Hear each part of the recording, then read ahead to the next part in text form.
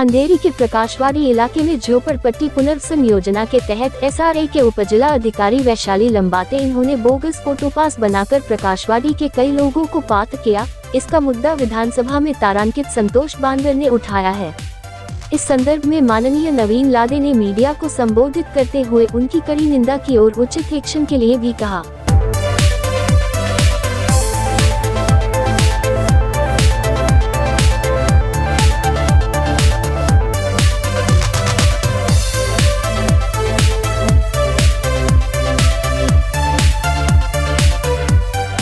खूब धन्यवाद। जय हिंद, जय भारत। झोपड़पट्टी पुनर्वसन जो प्राधिकरण है, उस प्राधिकरण तो खुद में ही इतना बड़ा अड्डा है भ्रष्टाचारियों का, और वहाँ के अधिकारी भी बहुत बड़े भ्रष्टाचारी है। उसका एक जीवंत जो उदाहरण है ये प्रकाशवाड़ी है। प्रकाशवाड़ी में बोगस फोटो पास पे 100 से ज़्यादा लोगों को पात्र किया गया, और पात्र होने के बाद जो रियल टैलेंट थे वो घर के बाहर हो गए, और जो बाहर से आए हुए लोग थे वो घर के अंदर घुस गए। इस तरह से भ्रष्टाचार ये जो किया हुआ है, ये वैशाली लंबाटे जो उप जिलाधिकारी है, जो पहले माले पे झोपड़पट्टी पुनर्वसन प्राधिकरण में बैठती है, वो 10 से 15 लाख रुपए का रेट लगा के पैसा लेती है और लोगों को पात्र करती है, वो भी बोगस फोटोपास बना के। इस बारे में हमने सतीश लोखंडे को कई बार बोले, कई बार लेटर दिए, हर प्राधिकरण में हर किसी को मिले, उसके बारे में हजारों कंप्लेंट की, लेकिन सुनवाई कुछ भी नहीं हुई। इसके बाद हमने जो है वो हमारे आमदार जो है संतोष बांगर जी, इन्होंने ये विधिमंडल में इस बारे में तारांकित मुद्दा ये अभी उठाया हुआ है, और उसके हम लोग राह देख रहे हैं कि क्या अभी न्याय मिलेगा या नहीं मिलेगा। तो ये मामले को लेके क्या पुलिस कंप्लेंट करने की कोशिश की आपने जो वैशाली जीएम के खिलाफ? और वैशाली लंबाटे के खिलाफ तो हमने पुलिस स्टेशन से लेके ईडी से लेके CBI से लेके हर यंत्रणा में हमने सब कुछ डाला हुआ है। उनके बहुत सारे एविडेंस भी हमने जमा किए हुए हैं, जो कि हमने CO लोखंडे के पास ये हमने दिए भी है। लेकिन वो भी मुझे लगता है कि उनके ये भ्रष्टाचार का बहुत बड़ा मुखिया है सतीश लोखंडे जी, ये CO है वहाँ के, लेकिन ये भी उसमें मिले हुए हैं।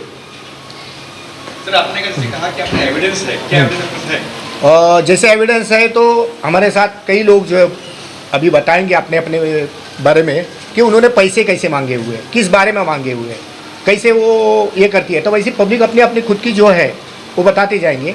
जैसे सालगांवकर जी है वो अपना भी बता देंगे। अभी मेरा नाम है रघुनाथ दत्ताराम सालगांवकर। एक्चुअल वैशाली लंबाते जो है उन्होंने वहाँ पर एक दलाल को अपॉइंट किया हुआ है। वो दलाल का नाम है अजीत पवार। जो कोई आता है उनको पहले एंटरटेनमेंट करती है, वो पेपर्स देखती है, देखने का बहाना करती है, आप आइए इतने दिन में, और ये बाहर इनको खबर मिल जाती है कि भाई एक बकरा आ गया है, इसको हलाल करना है। तो वो हिसाब से वो बकरे को पास जाके पूछ करता है उसको, भाई आप हमारे पास आइए, आपको वहाँ पे नहीं कुछ काम होने वाला है, हम आपको काम करा के देंगे। ये ऐसे करके ये लोग ये सब बोलते हैं ना, 60 गांठ मिला के यही सब काम कर रहे हैं लोग। तो यही हमारे पास, हमने जैसे नवीन जी ने कहा कि हमारे पास एविडेंस है, हमारे पास इतना पुख्ता एविडेंस है ना कि उनकी ज़रूर एक ना एक दिन कुर्सी हिलने वाली ही है, और उनके ऊपर ताज आएगी इस मामले में।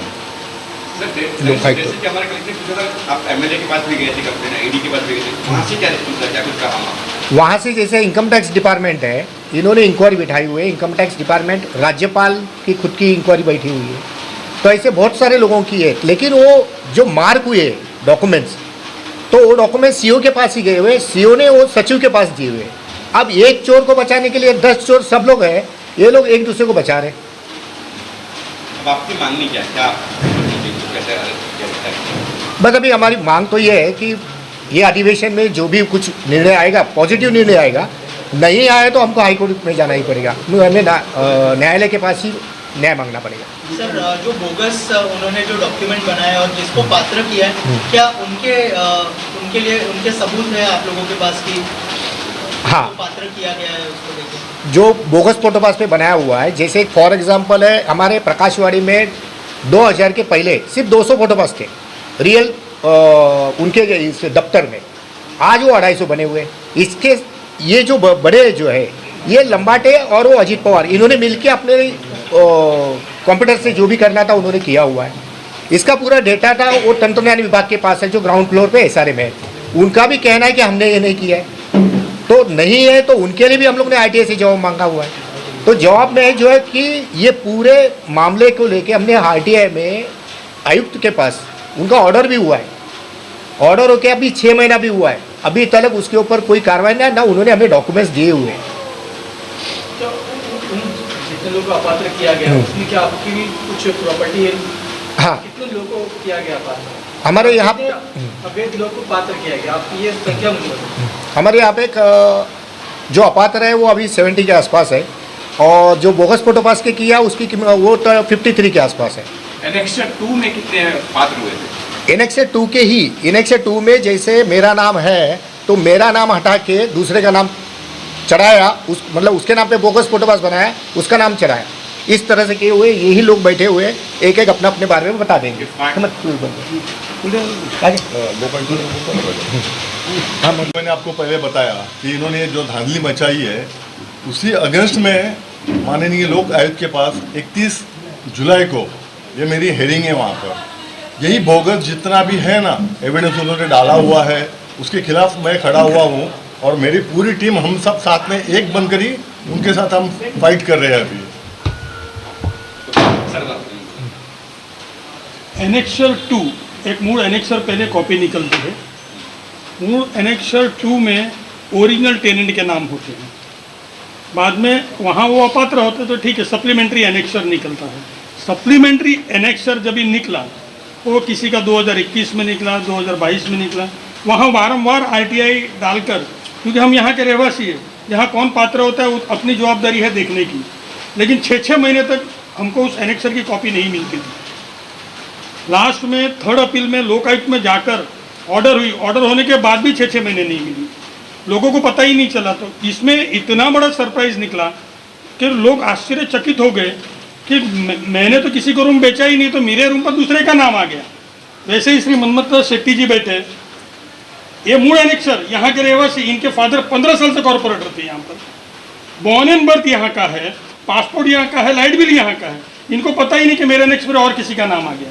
मतलब ये सक्षम प्राधिकारी 4 इन्होंने कैसे किया और कैसे गोलमाल होता है, वो शायद PhD किया होगा उसमें, या कोई अच्छा कोर्स करके आए हो तो वही बता सकते हैं।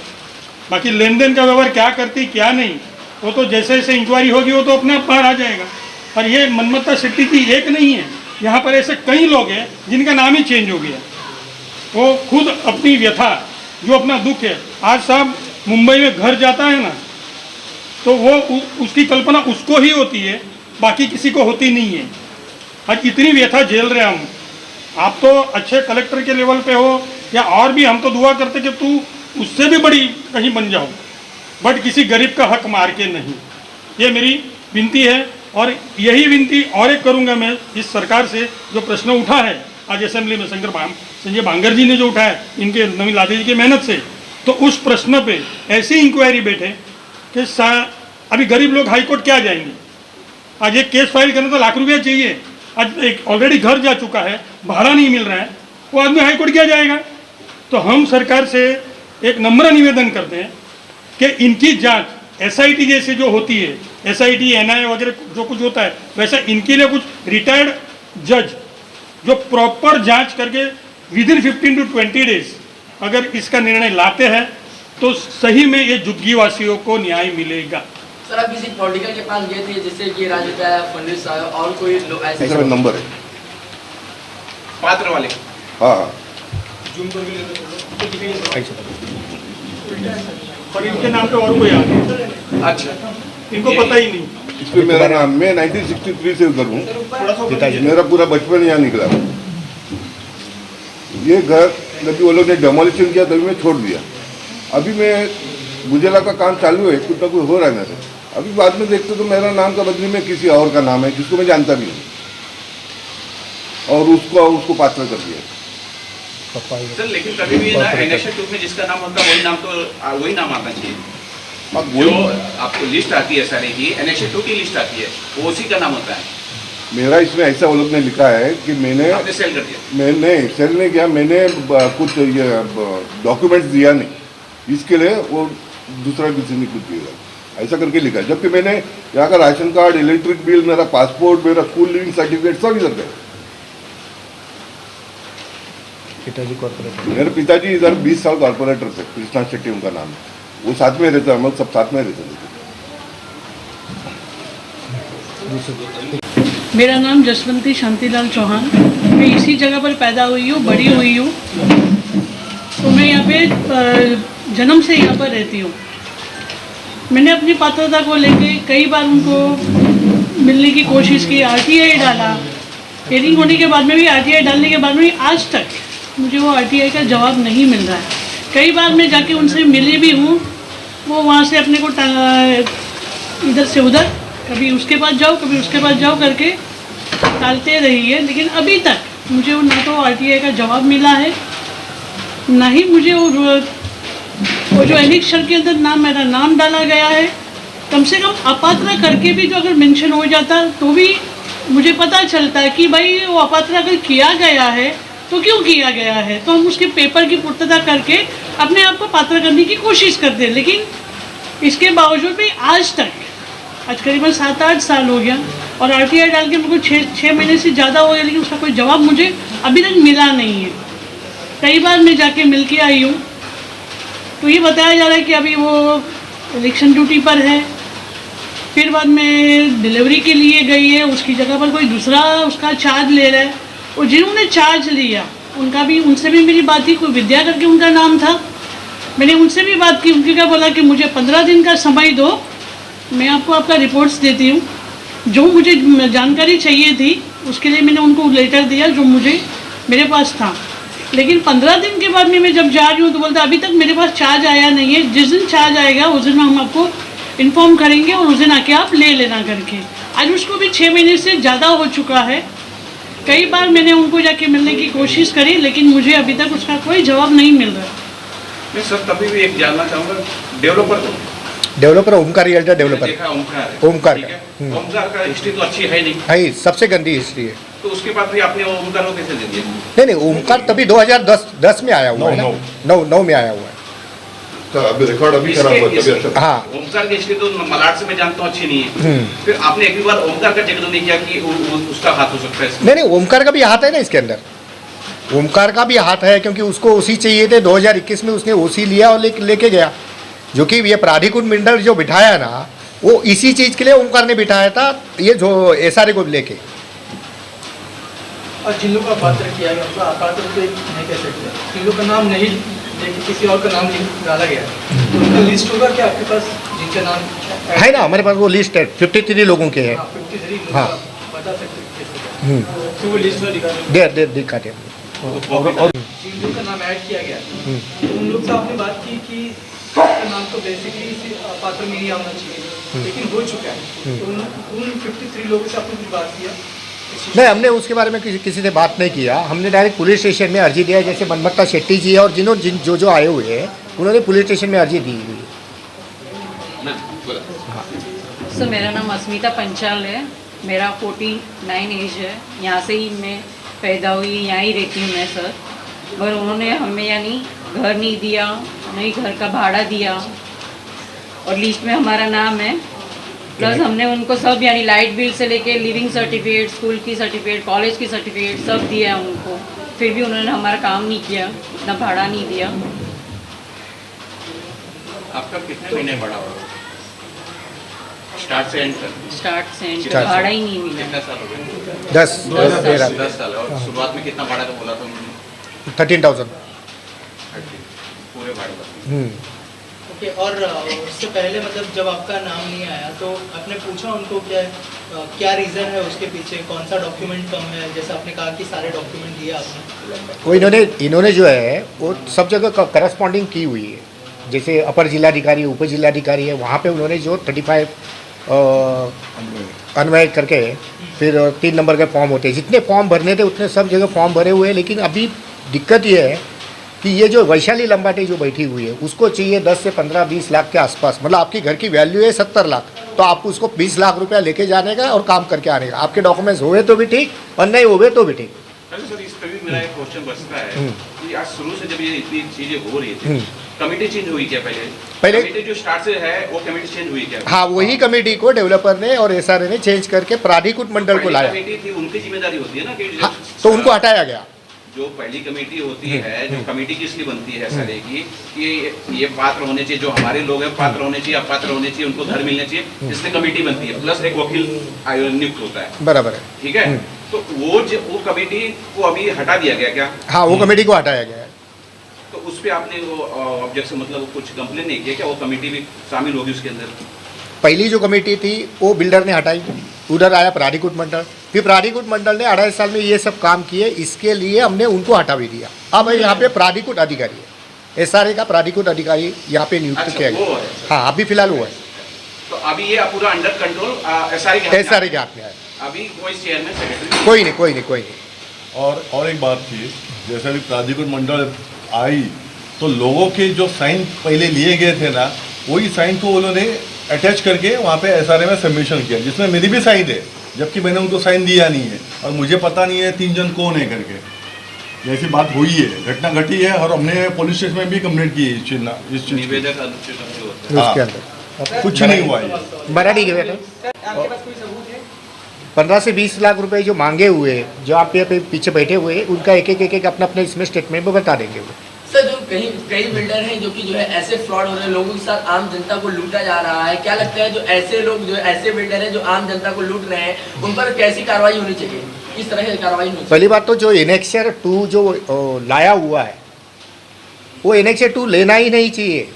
झोपड़े के बदले घर, ये नियोजन होना चाहिए, तो भ्रष्टाचार होएगा ही नहीं। जो क्योंकि हमारे पास डॉक्यूमेंट्स है नहीं है कुछ है, वो सब देखने के लिए, फिर उनको पात्र करने के लिए, फिर उसके लिए 2 लाख से लेके 15 लाख 20 लाख तक देने तक, फिर इनका अड्डा ही बन गया उसी वजह से।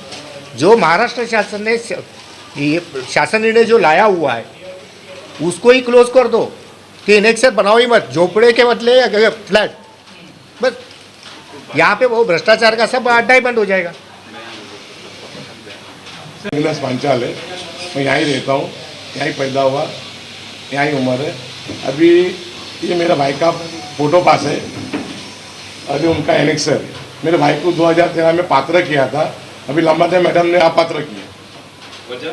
वजह उनको हमने पूछा माहिती दे के डाल पर काय की लापात्र क्या डॉक्यूमेंट क्या है, 2005 फोटो पास बोले तो झोपड़पट्टी बनवाई, ये तो तुम्हारा गवर्नमेंट ने दिया, इसमें तुम्हारा झोपड़ा था, इसके ऊपर ही घर मिलना मांगते, तो अभी तक घर नहीं मिला, ना भाड़ा मिला, तुमसे मांगने जा रहे तो पैसे मांग रहे। जो हमारा घर है, हमारा झोपड़ा है, हमारा डॉक्यूमेंट है, पेपर से फायका कर देना। हमको पात्र करने का रीजन क्या है? अगर हमको पात्र किया तो ये फोटो पास क्यों दिया हमने? ये बोकस तो नहीं, आप चेक कर सकते इधर भी लेके जाके। बाकी लोग ने बोकस फोटो पास किया, उनको घर मिल गया, सब कुछ मिल गया। आज हम गरीब आदमी हैं, किधर भाग दौड़ नहीं कर सकते, इसके लिए हमको घर भी नहीं और भाड़ा भी नहीं और कुछ ही नहीं। जो पैसे की मांग किया जा रहा है, कितना मांगेंगे? 8 लाख दो, 10 लाख दो, जैसा आदमी के वजन के ऊपर है। कौन क्या करता है, बोले तुम ऑफिस में काम पे दो 15 लाख रुपया दो, अरे मैं रिक्शा चलाता हूँ तो बोले 8 लाख रुपया दो, अरे 8,000 नहीं, मेरे 8 लाख रुपया कहाँ से दो? जब गवर्नमेंट ने मेरे को घर दिया, फोटो पास तो मेरा घर था ना, तो हमको हमारा झोपड़ा ही रहने दो, हमको बिल्डिंग नहीं मांगता है, हम हमारे झोपड़े में खुश है, तो यही चीज करना है। तो अब क्या इस मुद्दे को लेकर महाराष्ट्र सरकार को जो है अपने अभी महाराष्ट्र को हमारे में सब लेटर वगैरह सब दे दिए, तो अभी आपके वजह से कुछ अगर होता है तो गरीबों को घर मिल जाए तो बहुत अच्छा है। या SRA टीममध्ये ओमप्रकाश चुनीलाल बहल हे ॲनेक्शरमध्ये 398 या क्रमांकावर होते आणि मला या झोपडी SRA स्कीममधले जमिनीचे मालक त्यांचे मुलगा अमजद अहमद शेख आणि ओमप्रकाश चुनीलाल बहल यांनी सांगितलं की तुम्ही ही माझी झोपडी विकत घ्या आणि त्याच्याबद्दल तुम्हाला दुसरं घर मिळेल। तर मी त्यांच्यावर विश्वास ठेवून हे घर घेतलं आणि त्याच्यानंतर आता या वेळेला जवळ 10-12 वर्ष पूर्ण झाली आणि आता माझ्या असं माहितीमध्ये आलं आहे की ही सदर झोपडी एक तिसऱ्या व्यक्तीच्या नावावर झाली आहे आणि त्या झोपडी विकण्याचं आणि त्याचे व्यवहार करण्याबद्दल ते जागेचे जे मूळ मालक होते ओमप्रकाश चुनीलाल बहल यांना देखील याबद्दल काहीच कल्पना नाही आहे। आता त्याबद्दल तुम्हाला असं दाखवू की माझं जे ॲनेक्शरमध्ये नाव होतं हे 398 क्रमांकावर त्यांचं नाव आहे ओम प्रकाश चुनीलाल बहल.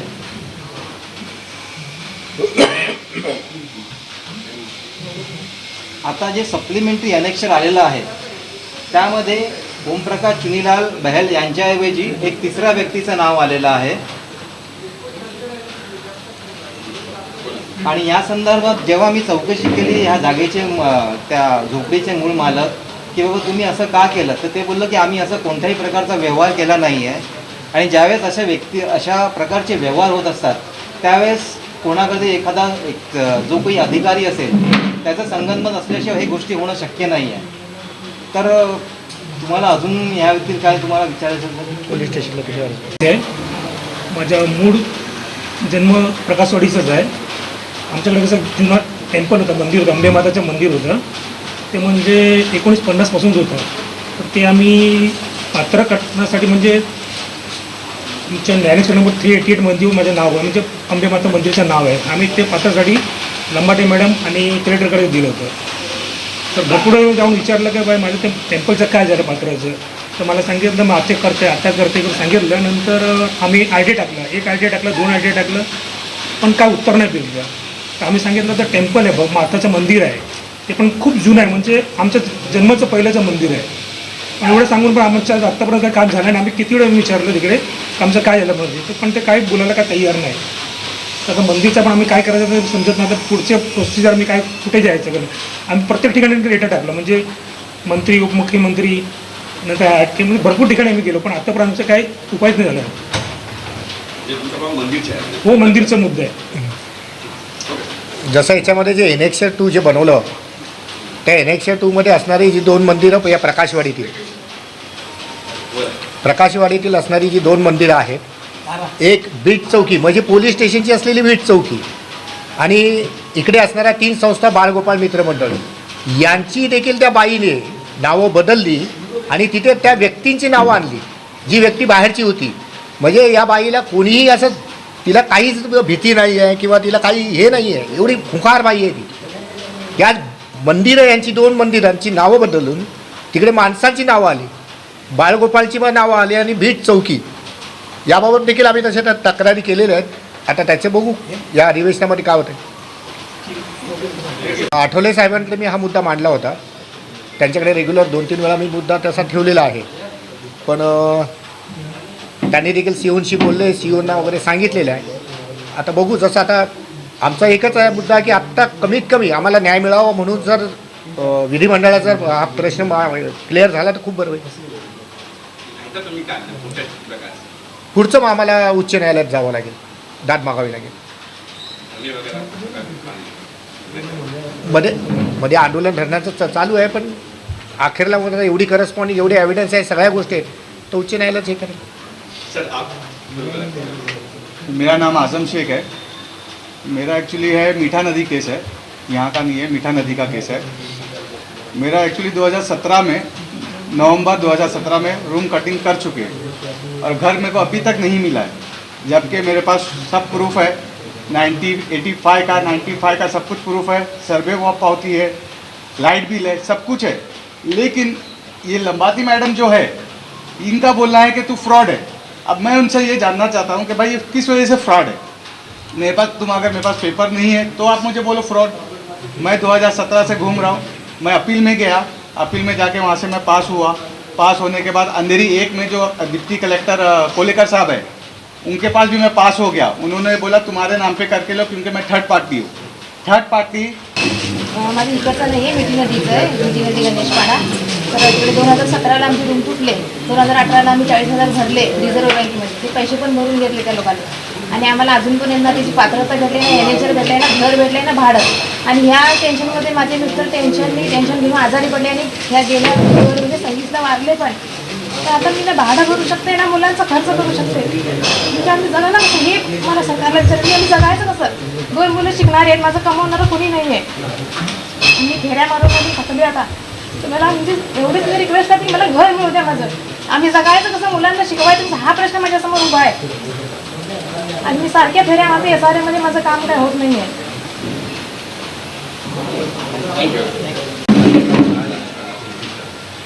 सबसे पहले तो ये जो वैशाली लंबाटे है इसके 3 साल पूरे हो चुके हैं इसको 2 साल तो बढ़ा के दिया, तो ये भी जो बढ़ा के दिए पहले इसको भगाओ, सरकार से पहली मांगी है।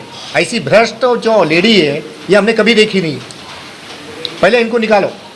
और दूसरा ऐसा है कि जो प्रकाशवाड़ी में जो धांधली मची है उसके ऊपर ध्यान केंद्रित करके ये लोगों को न्याय मिले और लोग अपने अपने घर में आए।